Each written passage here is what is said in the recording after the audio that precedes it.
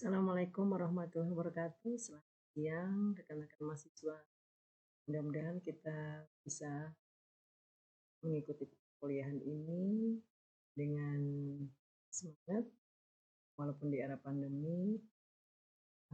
Ini adalah pertemuan pertama kita dalam mata kuliah Bahasa dan Sastra Indonesia di SD. Baik, saudara-saudara, kita belajar bahasa Indonesia sudah dari SD ya, sampai kita kuliah masih tetap belajar bahasa Indonesia. Tetapi bagaimana bahasa Indonesia kita? Tentunya kita tahu bagaimana ukuran bahasa Indonesia kita, karena bahasa Indonesia itu sering dianggap mudah untuk orang lain. Bahasa Indonesia itu mudah gitu ya. Tapi pada intinya sebetulnya belajar bahasa Indonesia itu agak sulit. Kenapa? Terbukti kalau kita ujian bahasa Indonesia itu, adakah yang dapat nilai 100? Rasanya jarang ada. Baik, mengawali kegiatan kita pada hari ini, kita harus tahu bahwa dalam mata kuliah bahasa Indonesia ini ada 9 modul. Yang pertama pada minggu pertama ini kita modul pertama itu kita lihat bahwa tujuan tutorial kita pada pertemuan pertama ini bahwa rekan-rekan mahasiswa itu diharapkan nantinya mampu menerapkan kaidah ilmu bahasa dan sastra Indonesia.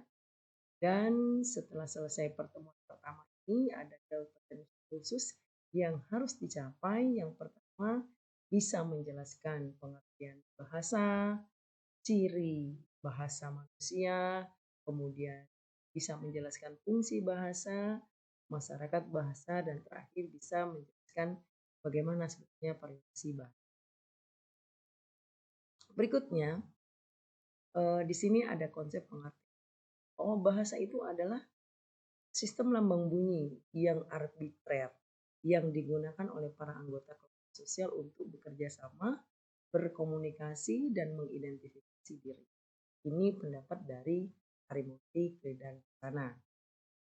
Nah, pengertian bahasa ini sendiri ada 7 ya. Yang pertama itu bahwa bahasa itu adalah sebuah sistem. Yang kedua, arti dari pengertian bahasa itu adalah sebagai lambang. Tadi konsepnya kita sudah tahu. Bahasa itu adalah bunyi. Bahasa itu bermakna, dan bahasa itu konvensional artinya kesepakatan. Bahasa itu produktif artinya bisa dari kata itu bisa menghasilkan bisa kalimat, bisa klausa langsung ke paragraf dan terakhir di wacana. Berikutnya, ada bahasa itu adalah untuk mengidentifikasi diri. Baik, rekan-rekan mahasiswa, kita cermati bersama bahasa sebagai sebuah sistem. Artinya, bahasa itu dibentuk oleh aturan atau pola yang teratur dan berulang, baik dalam kata bunyi, bentuk kata maupun kata. Bila aturan itu dilanggar, maka kita akan terhambat. Karena bahasa apapun memiliki kaidah. Bahasa itu adalah sebuah sistem. Contoh, ini ada kalimat Anita mencuci piring, bukan Anita dicuci piring. Nah, inilah pola yang salah di Anita dicuci piring. Dan seharusnya yang benar adalah Anita mencuci piring.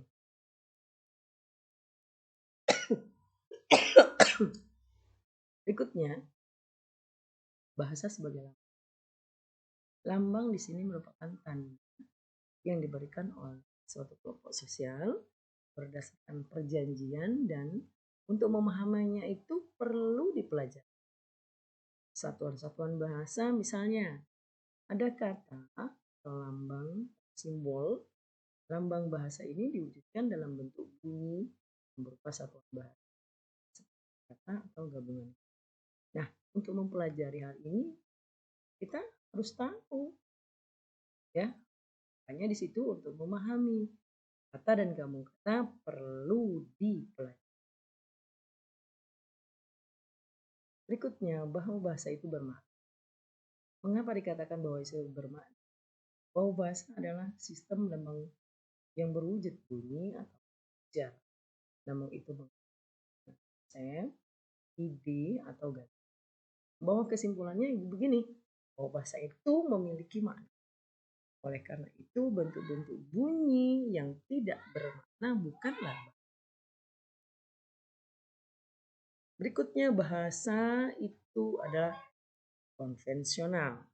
Konvensi itu adalah kesepakatan atau perjanjian atau kesepakatan atau perjanjian.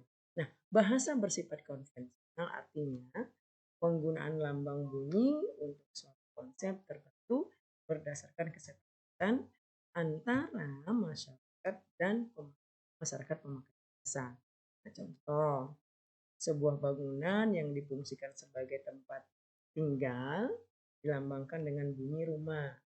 Semua anggota masyarakat pemakai bahasa harus membuang bangunan yang difungsikan sebagai tempat tinggal itu dibunyikan rumah. Bahasa itu produktif. Bahasa Indonesia mempunyai kurang dari 30 fonem dari A sampai Z. Dari jumlah itu bisa menghasilkan 30.000 kata yang mengandung fonem tersebut. Dari sudut penuturan bahasa Indonesia hanya mempunyai 5 tipe kalimat. Apa di antaranya? Kalimat pernyataan, kalimat pertanyaan, perintah, kalimat pernyataan keinginan, dan dengan seruan. Nah, kelima tipe ini dapat menyusun kalimat dalam bahasa Indonesia yang jumlahnya. Bahasa terakhir, bahasa itu untuk mengidentifikasi diri. Bahasa merupakan ciri pembeda yang menonjol di antara ciri budaya. Oleh karena itu, dengan bahasa, tiap kelompok sosial merasa diri sebagai satu kesatuan yang berbeda dengan kelompok lain.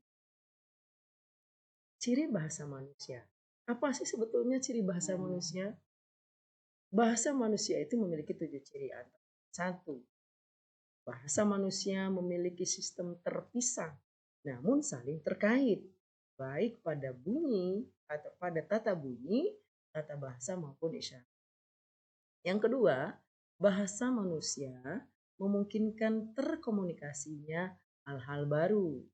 Yang ketiga, manusia membedakan antara isi pesan yang dikomunikasikan dan label yang mewakili isi pesan. Yang keempat, dalam komunikasi manusia, bahasa lisan dapat dipertukarkan dengan makna yang didengar. Dan kelima, bahasa bukan diturunkan tetapi dipertukarkan.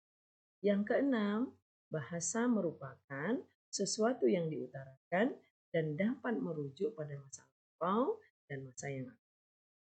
Dan terakhir, bahasa manusia dipelajari baik oleh anak-anak, orang dewasa maupun dari generasi ke generasi. Ini pendapat saya.